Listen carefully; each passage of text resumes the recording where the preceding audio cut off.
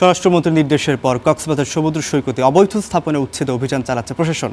এ বিষয়ে জানাতে যোগ দিচ্ছেন সহকর্মী মহিবুল্লাহ মুহিব। আমরা সরাসরি যুক্ত হচ্ছি তার সাথে। মুহিব, যেমনটি আসলে দেখছিলাম যে অবৈধ স্থাপনা উচ্ছেদের কার্যক্রমে অভিযান চালাচ্ছে প্রশাসন, এ বিষয়ে আপনার কাছে এখন পর্যন্ত কি তথ্য আছে জানাবেন আমাদের।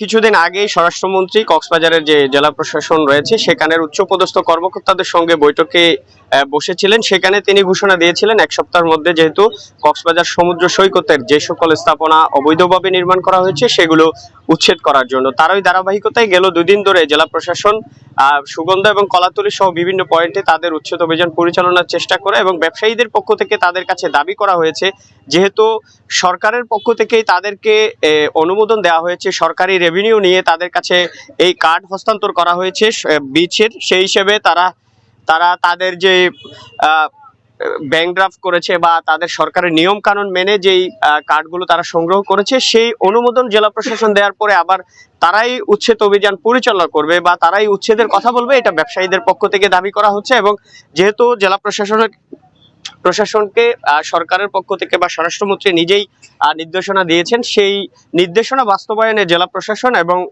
সংশ্লিষ্ট যারা রয়েছেন তারা তাদের যেই কার্যক্রম সেটি পরিচালনার চেষ্টা করছেন এবং স্বেচ্ছায় অনেক ব্যবসায়ী তাদের স্থাপনা সরিয়ে নিলেও কিছু কিছু ব্যবসায়ী এখনো রয়েছে যারা মূলত সরকারকে রেভিনিউ দিয়ে এখানে ব্যবসা বাণিজ্য করতেন এবং সেই ব্যবসা বাণিজ্য হঠাৎ করে ঈদের আগে, যেহেতু ঈদ মৌসুমে ব্যবসায়ীদের একটা টার্গেট ছিল যে ঈদে কিছু ব্যবসা করবে, সেই টার্গেট ফিল আপের আগেই মূলত এই উচ্ছেদ কার্যক্রমের কারণে তাদের মধ্যে একটি চাপা ক্ষোভ বিরাজ করছে। পাশাপাশি জেলা প্রশাসনকে যে সহায়তা করার কথা বলা হচ্ছে সেটি তারা আসলে চলমান রেখেছে। পর্যায়ক্রমে হয়তো সব ব্যবসায়ী এই সিদ্ধান্তে আসবেন এবং একই পর্যায়ে এখন প্রশাসনের যে কর্মকর্তারা রয়েছেন তারাও আসলে পরিস্থিতি নিয়ন্ত্রণে রেখে এই উচ্ছেদ কার্যক্রম পরিচালনার চেষ্টা করছেন বলে আমরা সংশ্লিষ্ট প্রশাসনের কর্মকর্তাদের কাছ থেকে নিশ্চিত হতে পেরেছি। তবে ব্যবসায়ীদের দাবি আসলে ঈদ মৌসুমকে সামনে রেখে তাদের যে প্রস্তুতি ছিল, ব্যবসার যে প্রস্তুতি, সেইগুলো আসলে শেষ করার কথা ছিল। আমরা একজন ব্যবসায়ীর সাথে কথা বলতে চাই। আসলে কেউ যদি একটু বলতেন যে আসলে কি হয়েছিল, আসলে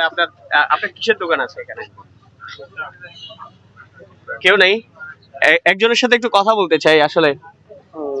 তাহলে আসলে কেউ বিষয়টি নিয়ে কথা বলার চেষ্টা করছেন না, সেই সিদ্ধান্তটি আমরা মূলত দেখছি। তারা প্রায় এখানকার স্থাপনা স্বেচ্ছায় সরিয়ে নেওয়ার যে সিদ্ধান্তটা এসেছে সেটি থেকে সরে তারা তাদের স্থাপনা সরিয়ে নিয়ে যাচ্ছে এবং প্রশাসনের কর্মকর্তারাও উপস্থিত আছেন। তাদের যে কার্যক্রম, উচ্ছেদ কার্যক্রম, এটি হয়তো নির্দেশনা মোতাবেক তারা তাদের যে কার্যক্রম সেগুলো শেষ করে হয়তো সুগন্ধা এবং কলাতলী পয়েন্ট থেকে শুরু করে এই সমস্ত জায়গায় যে সকল স্থাপনা রয়েছে সেগুলো হয়তো পর্যায়ক্রমে উচ্ছেদ করা হতে পারে।